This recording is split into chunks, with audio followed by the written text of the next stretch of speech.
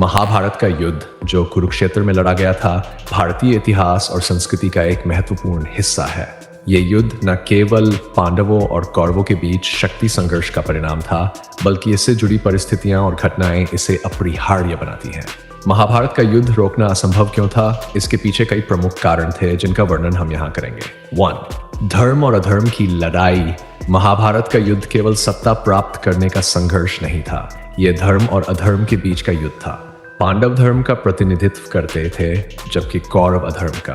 भगवान कृष्ण स्वयं इस युद्ध को धर्म की स्थापना और अधर्म के नाश के लिए आवश्यक मानते थे।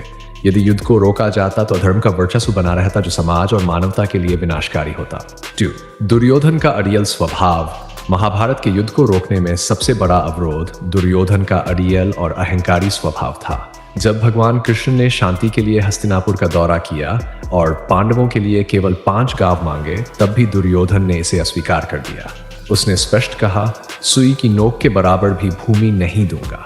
दुर्योधन का यह रवैया स्पष्ट करता है कि वह युद्ध के लिए पूरी तरह तैयार था और किसी भी शांति प्रस्ताव को स्वीकार करने को तैयार नहीं था। कुलवृत्ति और पारिवारिक विवाद। कुरु वंश में पारिवारिक विवाद लंबे समय से पनप रहे थे। पांडवों और कौरवों के बीच शत्रुता उनकी युवावस्था से ही स्पष्ट थी। दुर्योधन ने द्रौपदी का अपमान किया और पांडवों को धोखे से जुए में हराकर वनवास भेज दिया। इन घटनाओं ने पांडवों के भीतर बदले की भावना को जन्म दिया। परिवार में लंबे समय तक चलने वाले विवादों को शांतिपूर्ण समाधान के माध्यम से सुलझाना कठिन हो गया था। 6. भगवान कृष्ण की भूमिका। भगवान कृष्ण ने युद्ध को रोकने का हर संभव प्रयास किया, लेकिन वे भी जानते थे कि यह अपरिहार्य है।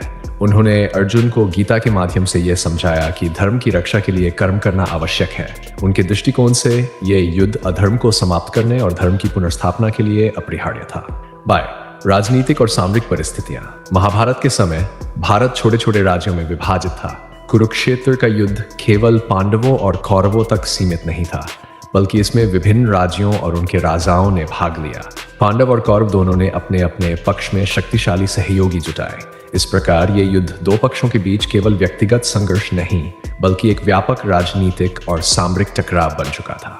अहंकार और सत्ता की लालसा।